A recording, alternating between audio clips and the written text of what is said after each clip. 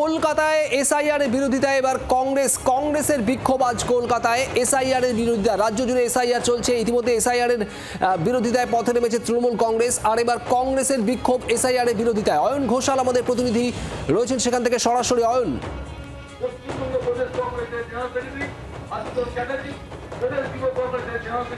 হ্যাঁ দেখো, প্রথমে সেই ছবি দেখাবো যেখানে আলিপুর সার্ভে বিল্ডিং এর সামনে এই মুহূর্তে পশ্চিমবঙ্গ প্রদেশ কংগ্রেসের দক্ষিণ কলকাতা শাখা তারা বিক্ষোভ দেখাচ্ছেন। কেন বিক্ষোভ দেখাচ্ছেন?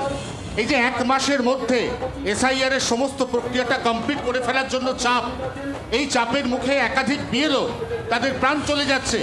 উত্তরবঙ্গ থেকে কলকাতা তাদের প্রাণ চলে যাচ্ছে, তারা আত্মহত্যার চেষ্টা করছেন।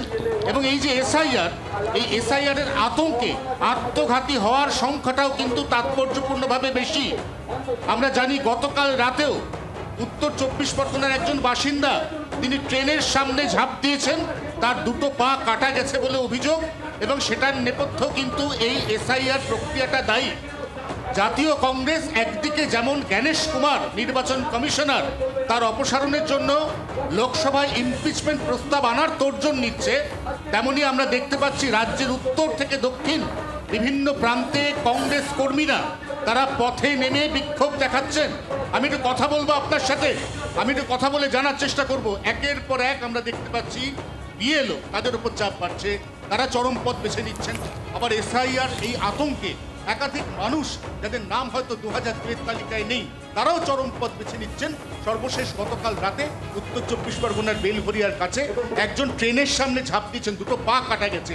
আপনারা কি বলতে এসছেন, আজকে কি আন্দোলন করতে? দেখুন, ইলেকশন কমিশন 1 বছরের খাবার 1 মাসে খেতে বলেছে। 1 বছরের কাজ ইলেকশন কমিশন বলেছে বিএলওকে 1 মাসে শেষ করো, এবং মানুষের ওপরও চাপ সৃষ্টি করেছে। মানুষ এবং বিএলও সবাইকেই চাপ সৃষ্টি করেছে ইলেকশন কমিশন। এর দায় নিতে হবে ইলেকশন কমিশন।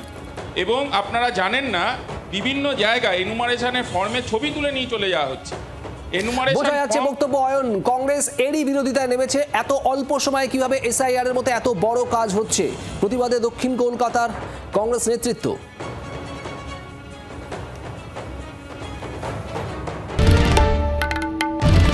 বাংলার আওয়াজ, বাঙালির আবেগ, জি 24 ঘন্টা।